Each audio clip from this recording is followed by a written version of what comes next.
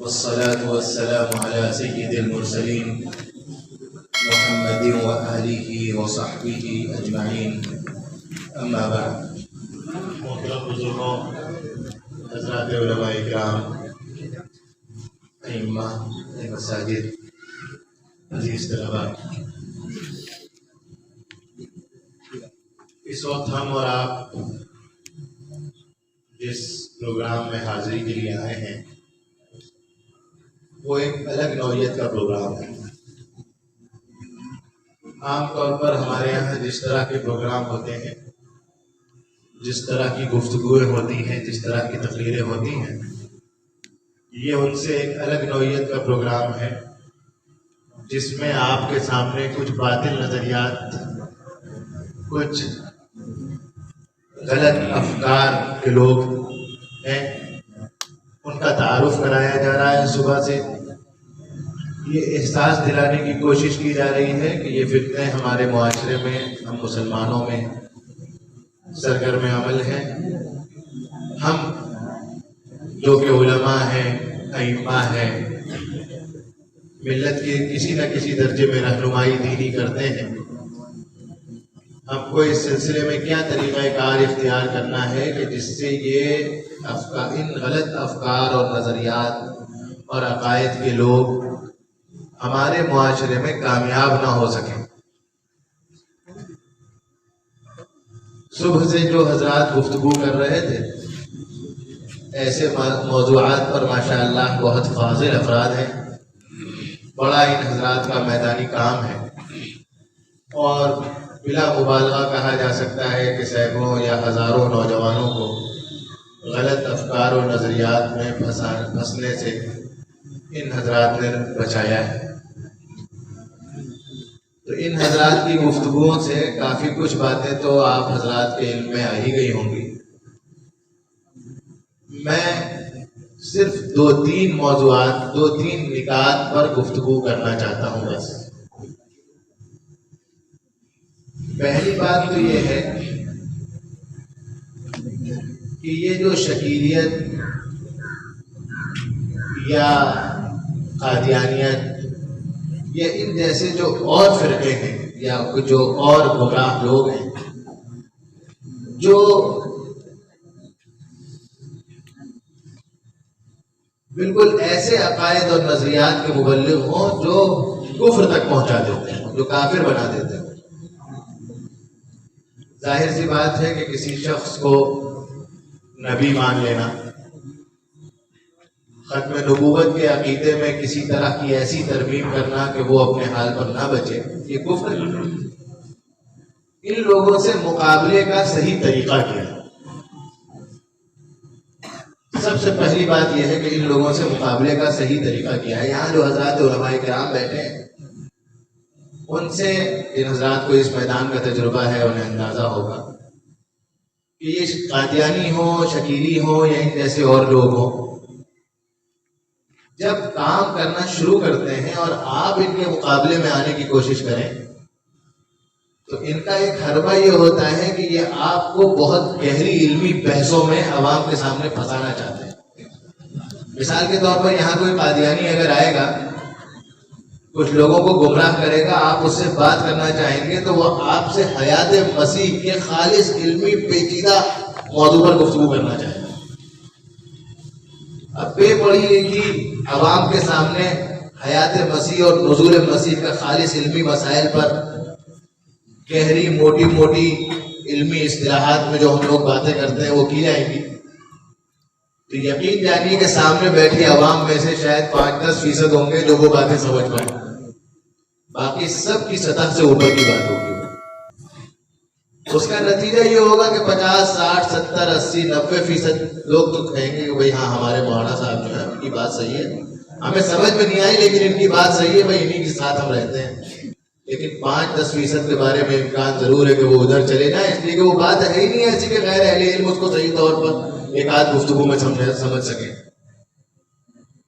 تو پہلی بات یہ ہے کہ بھائی یہ لوگ اگر ہمارے معاشرے میں آ کے کچھ لوگوں کو گمراہ کرنا چاہیں تو صحیح طریقہ کار کیا ہے ان کے مقابلے کا؟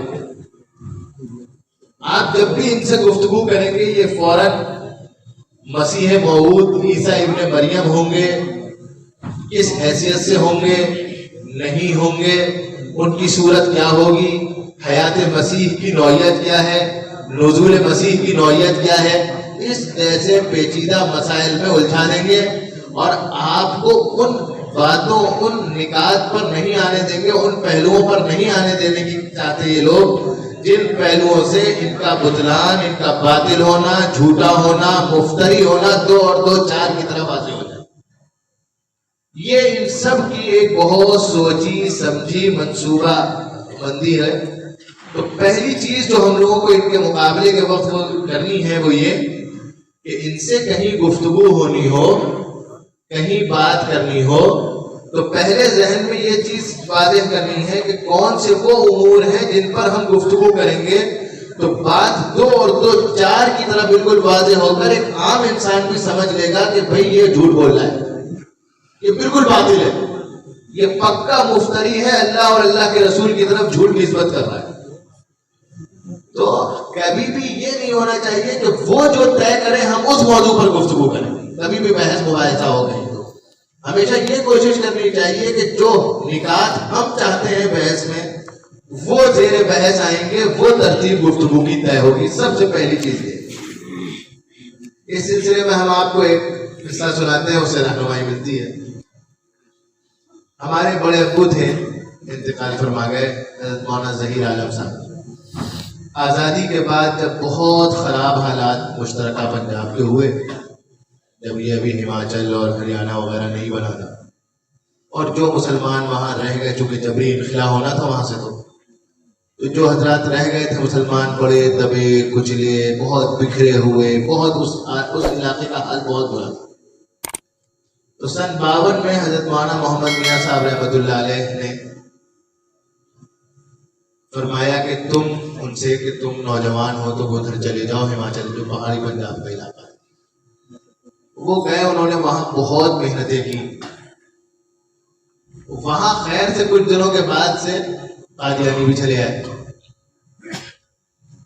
سن 60 کے آس پاس کی، 70 کے آس پاس کی بات ہوگی کہ مسلمانوں نے اپنے طور پر قادیانیوں سے ایک مناظرہ طے کر لیا اور امور طے ہو گئے حیات مسیح اور نزول مسیح، ان پر بحث ہوگی۔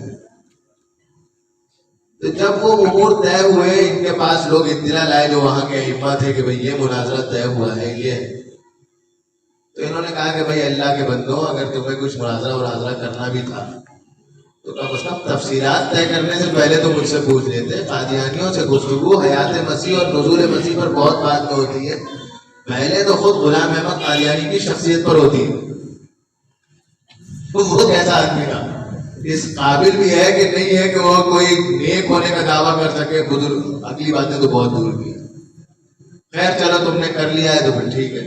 تو وہاں ایک مولانا ممتاز قاسمی صاحب ہیں شملہ میں، جمعیت کے بڑے لوگوں میں بعد میں رہے وہ، تو وہ اس وقت نوجوان تھے، تو انہوں نے ان سے کہا کہ تم بالکل ایک علاقے کے دیہاتی بن کر کے، جیسے وہاں پکڑ وکڑ باندھا جاتا ہے ویسے باندھ کر کے بیٹھ جاؤ، اور جب حیات مسیح اور نزول مسیح پر آدھے گھنٹے کی بحث ہو چکے دونوں کے مابین، تو کھڑے ہو کے کہنا جی ہماری سمجھ میں یہ کچھ نہیں آ رہا، ہمیں تو یہ بتا دو کہ وہ آدمی تھا کیسا، اس لیے کہ لانا ان کو ادھر تھا۔ تو وہ ایسے ہی ہوا کہ جب مولانا گفتگو کر رہے تھے تو اچانک وہ کھڑے ہوئے اور انہوں نے یہی سوال کیا، تو پھر مولانا نے وہ پوری بات جو کہ اس سلسلے میں گویا کہ بالکل فیصلہ کن بات ہوتی ہے وہ سامنے رکھی کہ بھائی وہ آدمی تو ایسا تھا، اتنی گالیاں بکتا تھا، اتنے بد کردار شخص تھا، ایسا تھا، جو باتیں تھی وہ 5 6 7 8 نکات کی صورت میں اس سے بیان کر دی۔ وہیں پر گویا کہ پبلک جو تھی وہ کھڑی ہو گئی، اب کسی مناظرے بحث وحث کی ضرورت نہیں، ہمیں سمجھ میں آ گیا، بڑا آ گیا، ہمیں نہیں مانتا، ختم ہو گیا مسئلہ۔ تو یہ جتنے بھی گمراہ فرقے ہوتے ہیں خاص طور پر اتنے زیادہ گمراہ تو کہ کفر تک پہنچانے والے کو یہ فرقے بھی کیا کہیں گے جو مرتدین ہوتے ہیں، جو مرتد جماعتیں ہوتی ہیں، یہ لے کر کے بحث کو جب بھی آپ ان سے کسی عوامی پلیٹ فارم پر بات کرنے کی کوشش کریں گے، یہ یا تو بچیں گے یا پیچیدہ علمی بحثوں میں الجھائیں گے۔ ہمارا اصول یہ ہونا چاہیے کہ ہمیں پیچیدہ علمی بحثوں میں نہیں الجھنا ہے، بہت آخر میں مجبوری میں ان میں جانا ہے۔ ہمیں تو ان باتوں پر گفتگو کرنی ہے جن باتوں سے بالکل ایک عام انسان کے سمجھ جائے کہ دیکھو یہ بات جو ہم کہہ رہے ہیں وہ سچ ہے، اور دوسرا انسان جو کہہ رہا ہے، جو شکیری کہہ رہا ہے، جو فلانی کہہ رہا ہے، جو فلانی کہہ رہا ہے، وہ غلط ہے۔ تو ہر ایک کا مقابلہ کرتے وقت، اس کے خلاف کام کرتے وقت سب سے پہلے یہ دیکھنا ہوتا ہے کہ کون سے امور وہ ہیں جن پر گفتگو کی جائے تو بہت آسانی سے وہ مان سکتا ہے کوئی بھی سمجھدار آدمی، چاہے وہ پڑھا لکھا ہو چاہے نہ ہو پڑھا لکھا۔ اب مثال کے طور پر آپ کے یہاں معلوم ہوا کہ شکیری ہے، کچھ اور جگہوں پر بھی، ابھی کچھ دنوں پہلے ہم لکھنؤ میں تھے، وہاں اطلاعی کے خیر آباد میں بھی کافی مہربان ہیں، اور بھی جگہوں سے معلوم ہوا۔ آج سے 6-7 سال 8 سال پہلے ہمارے یہاں لکھنؤ میں بھی ابھی بھی ہیں، لیکن ہمارے محلے میں جہاں جو اچھا خاصا بڑا مسلم محلہ ہے اس میں بھی کافی مہربان ہوئے تھے، بہت آنا جانا اور زور و شور کے ساتھ۔ تو وہاں جو گفتگو کی گئی وہ ہم کو ہمیشہ جب بھی ہم نے ان سے بات کرنے کی کوشش کی تو ایک کے لیے کہ آپ جانتے ہیں صبح سے کئی بار یہ بات آ گئی ہوگی، یہ نظرات نے بھی شکیلیوں پر گفتگو کی ہوگی کہ وہ علماء سے بات نہیں کرتے اور نہ علماء سے بات کرنا چاہتے ہیں، اور جو سامنے والا ہوتا ہے جس کو وہ اپنا پرچار جس سے کر رہے ہوتے ہیں، اپنی گمراہی کی دعوت جس کو دے رہے ہوتے ہیں، اس سے بھی صاف صاف کہتے ہیں دیکھو بھائی علماء سے پوچھنا مت، یہ تم کو گمراہ کر دیں گے، یہ اتنے برے ہیں، یہ اتنے برے ہیں۔ تو وہ اور اگر کبھی پھنس جائیں تو پیشین گوئیاں رسول اکرم صلی اللہ علیہ وسلم کی کیسی ہوتی ہیں، ان کا انطباق کیسے ہوتا ہے، ان کی جب وہ مکمل ہوتی ہے تو ان کو کیسے پہچانا جاتا ہے، اس طرح کی نہایت پیچیدہ علمی بحثوں میں الجھانا چاہتے ہیں۔ اور جیسے ہی ہم نکل کر کے شکیل کی ذات پر آئے، شکیل کے بارے میں کچھ بات کریں، کیا وہ مہدی ہو سکتا ہے، مسیح ہو سکتا ہے یا نہیں ہو سکتا ہے، تو وہ فوراً بھاگے۔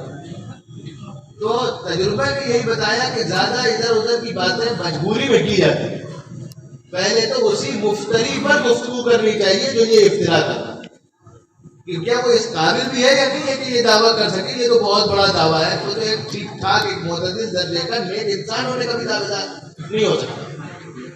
تو جیسے اسی مسئلے میں ہے، آپ اپنی عوام سے اگر سمجھا دیں کہ بھئی دیکھو دجال جو رسول اللہ صلی اللہ علیہ وسلم نے بتایا ہے وہ ایک شخص ہے، حدیث میں اس کی جو نشانیاں بتائی گئی ہیں وہ ایک فرد کی، ایک شخص کی ہیں، ملکوں یا معاشروں کی نہیں ہے، اور یہ ظالم کہتا ہے کہ 2 ملک مل کر کے ایک دجال بنائے، ٹھیک ہے نا؟ آپ اس سے کہیں، آپ لوگوں سے کہیں بالکل 2 اور 2 4 کی طرح سے کہ بھئی دیکھو مہدی جو ہوں گے وہ حدیث میں ان کے بارے میں ان کا نسب یہ بتایا گیا ہے، اور حضرت مسیح علیہ السلام کا نسب یہ بتایا گیا ہے کہ 2 مختلف خاندانوں کے لوگ ہیں، مختلف علاقوں کے، مختلف قوموں کے لوگ ہیں، اور یہ ظالم کہتا ہے کہ میں ہی دونوں ہوں۔ اس طرح کی چیزیں ہیں جو ایک سامنے والے کو بہت جلدی اپیل کر دیں، وہ باتیں اگر کی جاتی ہیں تو بہت جلدی فائدہ ہوتا ہے، بہت جلدی لوگ سمجھتے ہیں۔ پیچیدہ علمی بحثوں میں کبھی کبھار ہم لوگ گھستے چلے جاتے ہیں اور یہ سمجھتے ہیں کہ بھئی اس سے تو ہماری ایک علمی شان ظاہر ہوتی ہے۔ مسئلہ علمی شان ظاہر ہونے کا نہیں ہے، بدلتے مجبوری ہی کرنا ہے، ورنہ سامنے والا بھٹک جائے گا۔ یہ ہوتا ہے، یہ تجربہ، اس لیے پیچیدہ علمی بحثوں میں گھسنے سے پہلے کوشش یہ کرنی چاہیے کہ صاف صاف 2 ٹوک باتیں جو ہوں وہ باتیں کریں۔ دوسری بات اس سلسلے میں مقابلہ کیسے کیا جائے، اس سلسلے میں یہ عرض کرنی ہے کہ دیکھیے شکیلیوں نے بالخصوص اور اس طرح کے بعض اور لوگوں نے بھی، یا جو ٹارگٹ کیا ہے، جو ہدف چنا ہے ہمارے معاشرے میں، وہ کون ہے؟ وہ ہے وہ نوجوان جو ہماری جو یونیورسٹیز ہیں، ہمارے جو کالجز ہیں، جو عصری علوم کے طلباء ہیں، ان کو۔ اور پریشانی یہ ہے کہ ہمارا اسی طبقے سے سب سے کمزور رابطہ ہے۔ ہم سب یہاں بیٹھے ہیں جو علماء کی صف میں ہیں، جو ائمہ ہیں، یقین جانیے کہ ہماری اکثریت کا حال یہ ہوتا ہے کہ اگر ان سے یہ پوچھ لیا جائے کہ آپ کی گلی میں، آپ سے اگلی گلی میں، آپ سے پچھلی گلی میں کتنے نوجوان ہیں، تو وہ نام یا تعداد کا اندازہ بھی نہیں بتا سکتے۔ ہمارا تعلق تو مسجد کے مصلیوں سے ہوتا ہے جن کی اکثریت بڑی عمر کے لوگوں پر مشتمل ہوتی ہے. ہمارا اٹھنا بیٹھنا، یہاں تک کہ ہمارا کوئی نوجوان جب دارالعلوم سے یا کسی اور جگہ سے فارغ ہو کر کے آتا ہے، ہم سب کا یہ معاملہ ہے عام طور پر، سوائے چند معدود چند اس سے استثنا بھی ہو سکتے ہیں، کہ جب ہم فارغ ہو کر کے آتے ہیں تو ہمارا رابطہ اپنے ہم عمروں سے بہت کم ہوتا ہے. ہمارا رابطہ علاقے کے دینداروں سے ہونے لگتا ہے جو ہم سے عمر میں کچھ زیادہ یا بہرحال عمر کے بڑے ہوتے ہیں. ان فتنوں کا ٹارگٹ وہ لوگ ہیں ہی نہیں.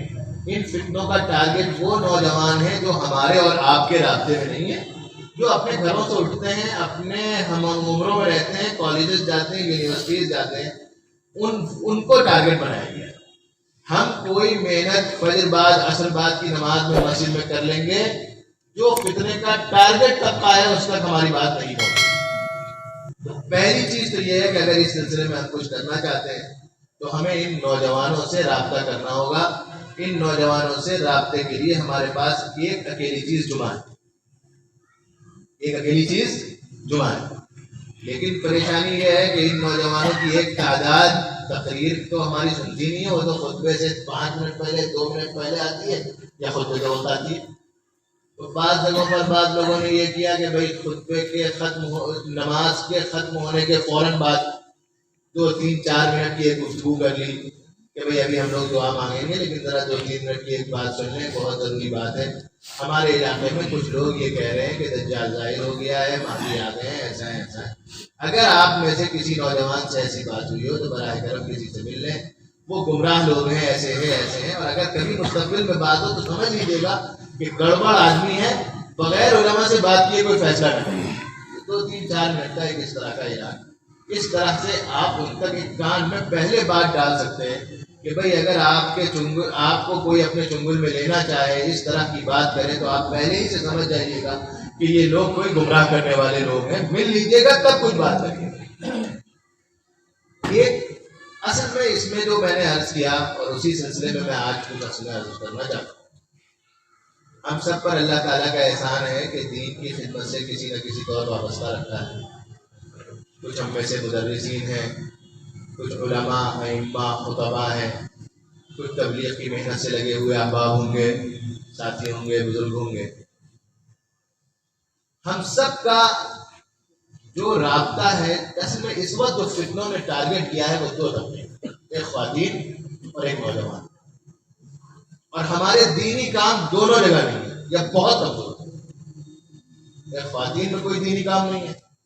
زمانہ گزر چکا وہ زمانہ نہیں ہے جب ہمارے گھروں کی خواتین کی شادی 16, 17, 18 سال کی عمر میں ہو جاتی تھی. تب تک وہ گھر ہی میں رہتی تھی، قرآن شریف پڑھ لیتی تھی، کچھ اردو پڑھ لیتی تھی بغل کے گھر میں جا کے خالہ چچی سے، اور اس کے بعد ان کی شادی ہو گئی اور گھر کے امور میں وہ گر گئی اور باہر سے ان کا کوئی رابطہ نہیں اور کوئی نہ ہم دینی تربیت کر رہے ہیں یا گھر کا ماحول ان کی دینی تربیت کر رہا ہے، باہر سے کسی فتنے کا ڈر نہیں. اب تو صورتحال یہ ہے کہ ہر خاتون، اور آج جتنی صورتحال ہے اگلے 10 سال کے بعد یہ صورتحال اور زیادہ ہوگی واضح طور پر. ہر خاتون کچھ نہ کچھ پڑھی گئی، وہ کالج گئی ہے، وہ اسکول گئی، اس کے بعد وہ اس کے ہاتھ میں یہ ہے، وہ کسی دن موبائل چلا رہی ہوتی ہے، اچانک اس کے سامنے مرزا صاحب ظاہر ہو جاتے ہیں. جن مرزا صاحب کا تذکرہ آپ شاید صبح سے سن رہے ہو، تذکرہ آیا ہوگا نا جی، تو وہ اچانک ظاہر ہو گئے. اب اس نے ایک تقریر سنی، قرآن حدیث کی باتیں ہو رہی ہیں. کسی دن ہمارا کوئی اہل حدیث صاحب تشریف لے آئے موبائل پر، کوئی مطلب ہر فتنہ اس کے آپ کے فون کے ذریعے آپ کے گھر کے اندر پہنچا ہوا ہے. اور ہم اور آپ کو کیا ساری دنیا کے علماء مل کر کے طاقت لگا لیں، اب یہ نہیں رکنا ہے. تو یعنی ہم کو اور آپ کو جو اب تربیت کرنی ہے ذہنی، فکری، عقائدی، وہ یہ سمجھ کر کے کرنی ہے کہ گھر کی خاتون گھر کے ہر بچے کے سامنے دنیا کی ہر گمراہی فکری اور نظریاتی آ سکتی ہے. کسی دن کسی قادیانی کی کا بیان وہ سن سکتی ہے یا سن سکتا ہے، کسی دن اس کے سامنے کھل کر کے مرزا آ سکتے ہیں، کسی دن کوئی اہل حدیث آ سکتا ہے، کسی دن کوئی اور آ سکتا ہے، کسی دن کوئی اور آ سکتا ہے. تو اب بات پچھلے زمانے کے سادی سودی تربیت سے نہیں چلے گی، اب بہت گہری فکری تربیت کرنی پڑے گی. عقائد خوب اچھی طرح ہندی کی چندی کر کے ہر ایک کو سمجھانے ہیں، چاہے وہ لڑکا ہو چاہے لڑکی ہو، تاکہ جب اس کو اس چیز کا سامنا ہو تو وہ سمجھ سکے اچھا یہ گمراہی کی بات ہے اور یہ صحیح بات ہے۔ میرے بھائیوں اور بزرگوں، ان حالات کی تبدیلی کو اگر ہم نے ذہن میں نہیں رکھا، حالانکہ دیکھ رہے ہیں ہم دینی کام بھی پوری ایک پالیسی سازی چاہتا ہے، منصوبہ بندی چاہتا ہے۔ وہ ایسے نہیں ہوتا آ رہا ہے کہ ٹھیک ہے اب تک کس طرح ہم کرتے آئے اسی طرح آئندہ بھی کرتے رہیں گے۔ دنیا میں رابطے کے ذرائع میں انقلاب بپا ہے۔ ایک ہمارے گھر کی بیٹھی ہوئی چھوٹی سی خاتون، ایک نئی شادی شدہ ایک نوجوان، ایک جوان خاتون، ایک بوڑھی خاتون کے ہاتھ میں موبائل ہے، ہر فتنہ اس سے رابطہ کر سکتا ہے۔ یہ صورت حال ہے۔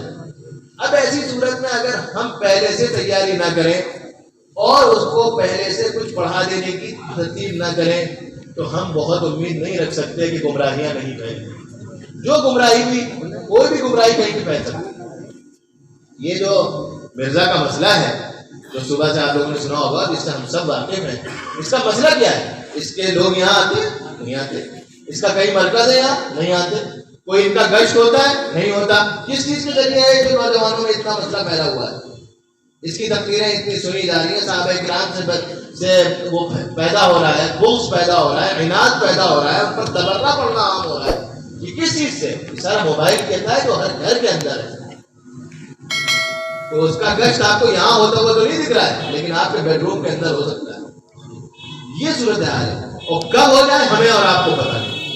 تو اب ہماری اور آپ کی ذمہ داری یہ ضرور ہو جاتی ہے کہ ہم اپنے نوجوانوں کی دینی تربیت کی، دینی تعلیم کی فکر کریں۔ ظاہر سی بات ہے بھائی، مدرسے کی تعلیم تو ایک الگ چیز ہے، سارے لوگ علماء ہو نہیں سکتے۔ بقیہ کے لیے کیا کرنا ہے؟ بقیہ کے لیے کیا کرنا ہے؟ یہاں جو حضرات علماء کرام بیٹھے ہیں، ماشاءاللہ فکرمند حضرات علماء کرام کی بھی ایک تعداد ہے، میں ان کی خدمت میں یہ درخواست پیش کرنا چاہتا ہوں کہ جس طرح کی بھی آپ ضرورت محسوس فرمائیں، اپنے نوجوانوں سے ایک رابطہ قائم کر کے ان کے لیے 15 دن 20 دن 1 مہینے کے کورسز شروع کریے۔ 1 گھنٹے کا نصاب، 2 گھنٹے کا نصاب۔ ہمارے یہاں اصل میں تصور کیا ہے جس کو بدلنے کی ضرورت ہے، وہ یہ ہے کہ غیر علماء کو ہم دین کتنا سکھائیں۔ یہ ہے اصل مسئلہ۔ غیر علماء کو ہم دین کیا سکھائیں؟ اگر ہم لوگ کوشش کرتے ہیں تو کیا کرتے ہیں؟ ناظرہ پڑھنا سیکھ لو، نماز اور وضو اور طہارت کے موٹے موٹے مسائل سیکھ لو۔ ہم نے سمجھا بھائی دینی تعلیم اس کی جتنی ہونی چاہیے بہت ہوگی، اور اسی لیے ہم مطمئن ہو جاتے ہیں کس پر؟ مکتب پر۔ بلکہ اکثر جگہ تو مکتب بھی اچھا نہیں ہے، لیکن اب تو دوہری ذمہ داری ہے۔ ایک تو یہ کہ مکتب بہت اچھا ہو، بہت شاندار ہو، بہت منظم ہو، بہت اچھا ہو، اور دوسرا یہ کہ مکتب پر اکتفا نہ ہو، مکتب کے بعد کی عمر کے جو نوجوان ہیں ان سے ہمارا رابطہ ہو، ملنا جلنا ہو۔ ہم حیدرآباد حاضر ہوئے سن 2003-04 کی بات ہوگی، سن 2013-14 حضرت مولانا عبدالقوی صاحب رحمۃ اللہ دعوت برکات ان کی خدمت میں، حیدرآباد کے بڑے فیض عالم ہیں۔ ہم 4 ساتھی تھے، ہمارے 2 ساتھی ایک مسجد میں امام، اپنی مسجدوں میں امام تھے۔ تو حضرت کی خدمت میں ہم حاضر ہوئے۔ حضرت نے دریافت کیا کہ آپ دونوں جو امام ہیں، آپ کا اپنے محلے کے لڑکوں سے دوستی ہے یا نہیں؟ وہ فوراً گھبرا گئے دونوں ہمارے ساتھی۔ دوستی ہو تو بہت خراب چیز ہے، لڑکوں سے دوستی محلے کے؟ ہماری حضرت ہم بالکل دوستی نہیں کرتے۔ حضرت نے فرمایا بھائی میں دوستی کو پوچھ رہا ہوں، یاری کو نہیں پوچھ رہا ہوں۔ آج کل جو اس امام کا اپنے محلے کے نوجوانوں سے بے تکلف رابطہ نہ ہو وہ ناکام امام ہے۔ کوئی بھی آئے گا اٹھا کے لے جائے گا انہیں، فلاں فرقے والا آئے گا وہ کچھ بنا دے گا، فلاں فرقے والا آئے گا کچھ بنا دے گا، آپ کیا کریں گے؟ فرمایا میں یہ نہیں کہہ رہا ہوں کہ نکڑ پر بیٹھ کے ان کے ساتھ چائے پیئے، میں یہ کہہ رہا ہوں کہ ان کے ساتھ اٹھنے بیٹھنے کی کوئی ترتیب بنائیے، مسجد میں بنے تو، ان کے گھر میں بنے تو۔ اصل مسئلہ ہے یہ، ہم نے بالکل اپنے نوجوانوں کو چھوڑا ہوا، کوئی ان کی دینی فکر نہیں۔ یعنی آپ اپنے محلوں میں، مسلم محلوں میں مسلم نوجوانوں کو بلائیے، ان سے پوچھیے توحید کس کو کہتے ہیں، رسالت کس کو کہتے ہیں، آخرت کس کو کہتے ہیں، ختم نبوت کیا ہے۔ یہ جو بالکل بنیادی عقائد ہیں، عام ہمارے نوجوانوں کو ان کی خبر تک نہیں۔ کیسے ایسے کام چلے گا؟ جب حضرات صحابہ اکرام کے سلسلے میں ہمارا عقیدہ کیا ہے، ہمارا ماننا کیا ہے، سنت والجماعت کہتے کیا ہے اور کن بنیادوں پر کہتے ہیں. جیسے میں عرض کر رہا تھا نا کہ اب ضرورت اس بات کی ہے کہ ہم اپنے ان نوجوانوں کے لیے بھی کوئی ترتیب مستقل بنائیں. اگر نہیں بنائی تو ان میں سے کوئی بھی کسی بھی دن کسی فتنے کا شکار ہو سکتا ہے. جیسے مثال کے طور پر ہم طے کریں کہ بھئی ہم 10 دن میں 15 دن میں عقائد پڑھیں، تو ہم اس کا نام رکھیں عقائد کورس. 15 دن کا کورس ہے اور عقائد میں جو بالکل بنیادی اور حتمی عقائد ہیں وہ ہم 15 دن میں 10 دن میں پڑھا دیں. عشاء کے بعد 1 گھنٹے کا وقت ہے صاحب، لوگ آ جایا کریں. جب تک لوگ یہ کام شروع نہیں کرتے ہیں انہیں لگتا ہے بھائی ہمارے یہاں کے نوجوانوں میں طلب نہیں ہے، ہم کام کریں گے تو کام ہوگا. یہ ہو سکتا ہے اصل میں ابھی ذہنوں میں بات آ رہی ہے، اس لیے میں نے یہ بات کہی. میرے بھائیوں، دنیا میں کوئی کام وہ نہیں ہے جو جب نہ ہوتے ہوئے اس کی طرف پیدا ہو. جب کام کیا جاتا ہے، محنت کی جاتی ہے، تبھی طرف پیدا ہوتی ہے، لگنا پڑتا ہے. تو آپ شروع میں مسجدوں میں اعلان کریے، نوجوان جو دیندار لڑکے ہوں ان کے ساتھ بات کریے کہ دیکھیے بھائی ہم کس طرح کی ایک چیز کرنا چاہتے ہیں، آپ ہمارے ساتھ یہ کریے. ایک چھوٹا سا کورس آپ ترتیب دے دیجیے کہ بھائی نماز وغیرہ سے متعلق مسائل. ایک اسی طرح 5-10 دن کا آپ نصاب بنا دیے اپنے آپ، بالکل اس میں کسی کی زیادہ اس کی ضرورت نہیں ہے. بھائی ہم سیرت پڑھا دیں گے. میں آپ سے عرض کروں، میں تھوڑی بہت اس طرح کی محنت اپنی مسجد میں کرتا ہوں. تو جب میں نے شروع میں اس طرح کی چیزیں شروع کی، نوجوانوں کے ساتھ رابطے کی، تو 1-2 لوگ آتے تھے اور بڑی مشکل سے چند طلبہ تیار ہوتے تھے. اور آج یہ کیفیت ہے کہ ابھی میں نے پچھلے مہینے ایک 25 دن کا کورس کرایا بنیادی پرانی عربی کا. اتنی عربی زبان جس سے کہ نماز پوری سمجھ میں آ جائے، صرف 25 دن میں. تو ہم کو داخلے روکنے پڑے اس لیے کہ 30 سے زیادہ داخلے ہو رہے تھے، اور اگر ہم کرتے تو پھر ان کی کاپیاں چیک کرنا اور اگلے مسائل پریشان کرنا اور مطالبہ نہیں پھر کر گیا. تو آپ کو مسجد میں اتنے بھی نوجوان مل سکتے ہیں، لیکن لگاتار کام کرنا پڑے. تو شروع میں 1-2 ملے، ہم ان کو بھی غنیمت جانتے ہیں. ہمیں تو کام کرنا ہے. 1 آدمی سامنے بیٹھا ہو تو کیا ہے، 2 آدمی سامنے بیٹھے ہو تو کیا ہے. لکھیم پور کھیری کی مشہور بستی ہے محمدی. حضرت مولانا حسین احمد مدنی صاحب رحمۃ اللہ علیہ جب پہلی مرتبہ حضرت شیخ الاسلام یہاں تشریف لائے تو حضرت کے بیان میں صرف 3 لوگ بیٹھے تھے، اور حضرت نے اس کے بعد بھی پورا واعظ فرمایا تھا. وقت کا شیخ الاسلام، اس وقت بھی وہ جب یہاں تشریف لائے تھے تو جماعت دیوبند کے سب سے بڑے عالم امام تھے. اس وقت انہوں نے جب گفتگو فرمائی صرف 3 لوگ سامنے تھے، پورا واعظ. اور آج اسی مسجد میں ہزاروں لوگ جمعے کی نماز میں ہوتے ہیں. وہ پورا قبروں کی عبادت کرنے والوں کا اور اہل بدعت کا علاقہ تھا. یہ آزادی کے بعد کی بات ہے. اب سب تبدیل ہو گیا، پورا علاقے کا علاقہ تبدیل ہو گیا. تو کام جب شروع ہوتا ہے تو پہلے دن سے یہ سمجھنا کہ ہمارے درس میں، ہمارے حلقے میں بہت سے لوگ آئیں گے. کبھی کبھار میں اپنے بارے میں محسوس کرتا ہوں، اپنے بارے میں کہتا ہوں اللہ کرے کہ میرے اندر سے بھی غلطی نکل جائے اور کسی کے اندر نہ ہو. خواہش ہوتی ہے جہاں گفتگو کی جائے بڑا کچھ ہو، بہت لوگ. ناکامی محسوس ہوتی ہے اگر 1-2 لوگوں کے سامنے کوئی گفتگو. اس کام میں ایسا نہیں. اگر ہمیں اپنے نوجوانوں کو، میرے بھائیوں اور بزرگوں فتنوں سے بچانا ہے تو ان کی دینی تربیت کرنی ہوگی. خاص طور پر عقائد کے حوالے سے گفتگو کرنا اس زمانے کا سب سے بڑی ضرورت ہے.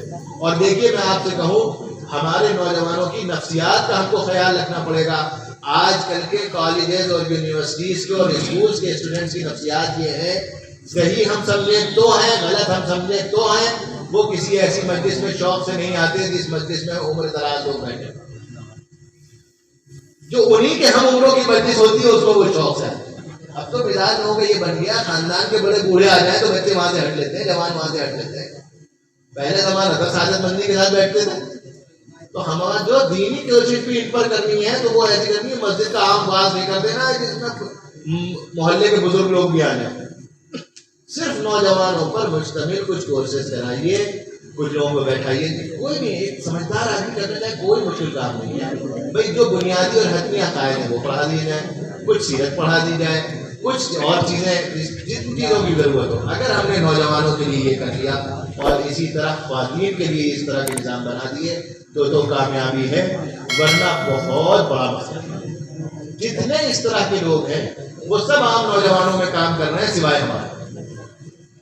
سب اللہ تعالیٰ توفیق عطا فرمائے ہمیں اور آپ کو ان تمام کاموں کی جو اس زمانے میں دین کی ضرورت ہو.